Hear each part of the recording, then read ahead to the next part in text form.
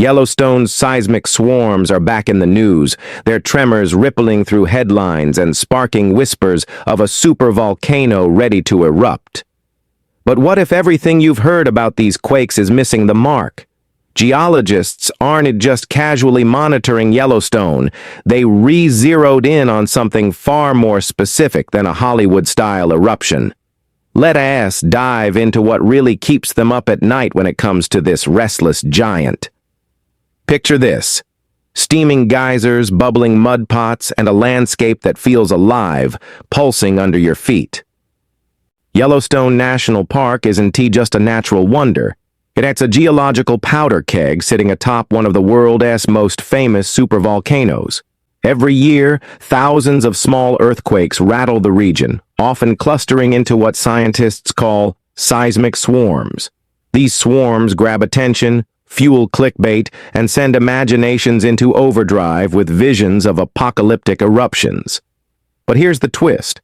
The real story isn't about a cataclysmic boom. It's about something subtler, slower, and potentially just as dangerous. If you've ever seen a headline screaming about Yellowstone's latest earthquake swarm, your first thought might be, is this it?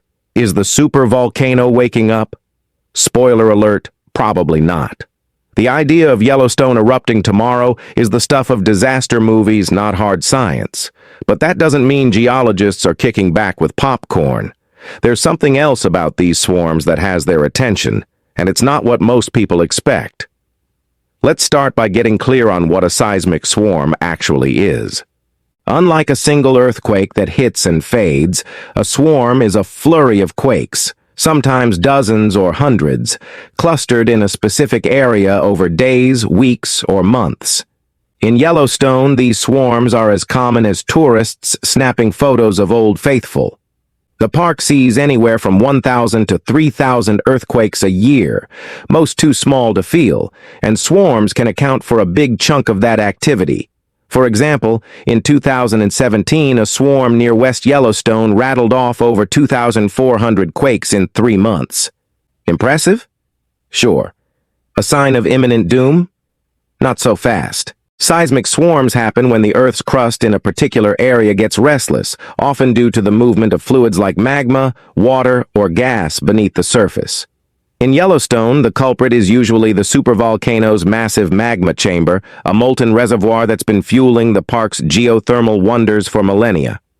When pressure shifts, maybe from magma inching upward or hydrothermal fluids migrating, the crust cracks and shifts, triggering these clusters of quakes.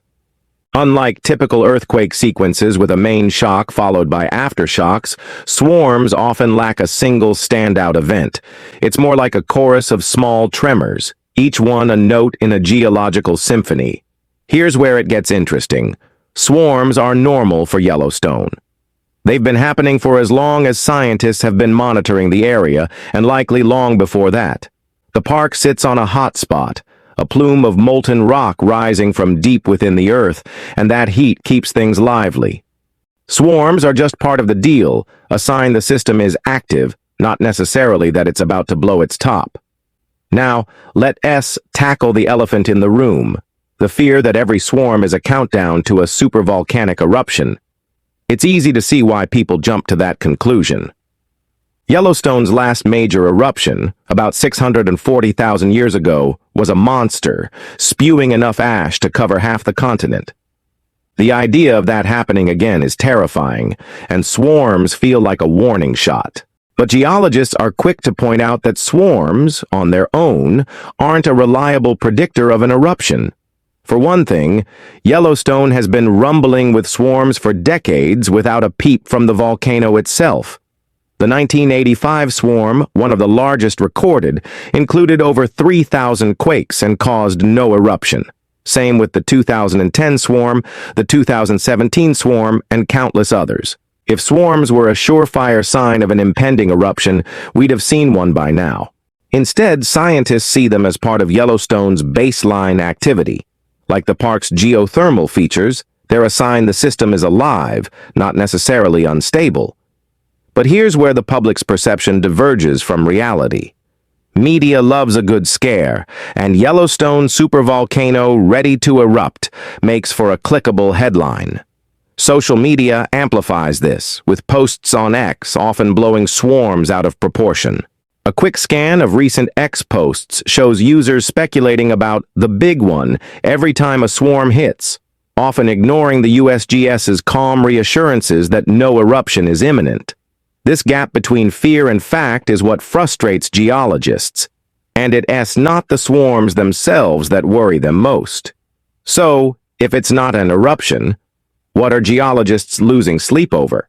The answer lies in what swarms might be telling us about Yellowstone's deeper systems. Yellowstone's magma chamber is a beast, stretching miles beneath the park and holding enough molten rock to fill the Grand Canyon several times over. Swarms often indicate movement within this system, whether it's magma shifting, hydrothermal fluids migrating, or the crust adjusting to pressure changes. These movements are subtle, but they're critical. If the magma chamber starts inflating significantly, say, from a fresh influx of molten rock, it could trigger more intense seismic activity or even surface deformation, like the ground rising or sinking. Geologists track this with tools like GPS and satellite imagery, which measure ground movement down to the centimeter. For instance, between 2004 and 2010, parts of Yellowstone's caldera rose by about 10 inches, a sign of magma or fluid buildup. Swarms often accompany these changes, acting like a pressure gauge for the system. What worries scientists isn't the swarms themselves, but what they might reveal about long-term trends. Is the magma chamber growing more active? Are new pathways forming for magma or gases? These are the questions that keep researchers glued to their monitors. Here's where things get really dicey. Yellowstone's hydrothermal system. Beyond the magma chamber, the park is riddled with superheated water and gas, the stuff that powers geysers and hot springs. Swarms can signal when these fluids are on the move, and that's a bigger deal than it sounds.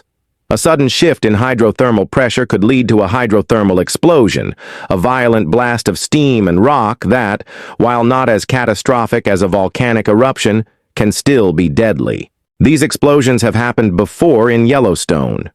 About 13,800 years ago, a hydrothermal blast created a 1.5-mile-wide crater near Mary Bay. Smaller events have occurred more recently, like the 1989 explosion at Porkchop Geyser, which hurled rocks the size of bowling balls into the air.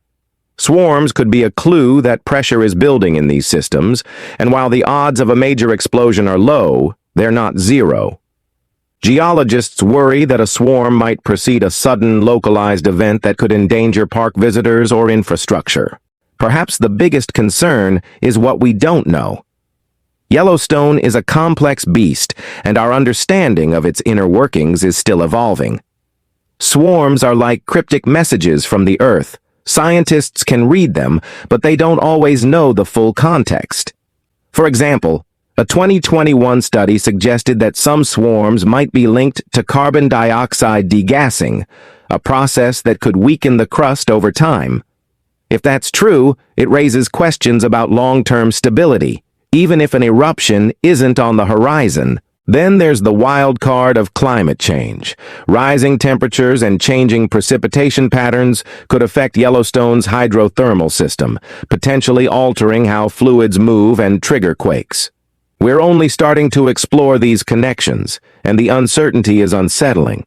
Geologists aren't just studying swarms for what they mean today. They were trying to piece together what they might mean decades or centuries from now. Yellowstone's seismic swarms aren't a ticking time bomb, but they're not meaningless noise either. They're a window into the supervolcano's restless heart, offering clues about its behavior and potential risks. For geologists, the fear isn't a sudden apocalypse, but the slow, subtle shifts that could signal bigger trouble down the line. Whether that's a hydrothermal explosion, increased volcanic activity, or something we haven't even imagined yet. For the rest of us, it's a reminder to listen to the science, not the hype.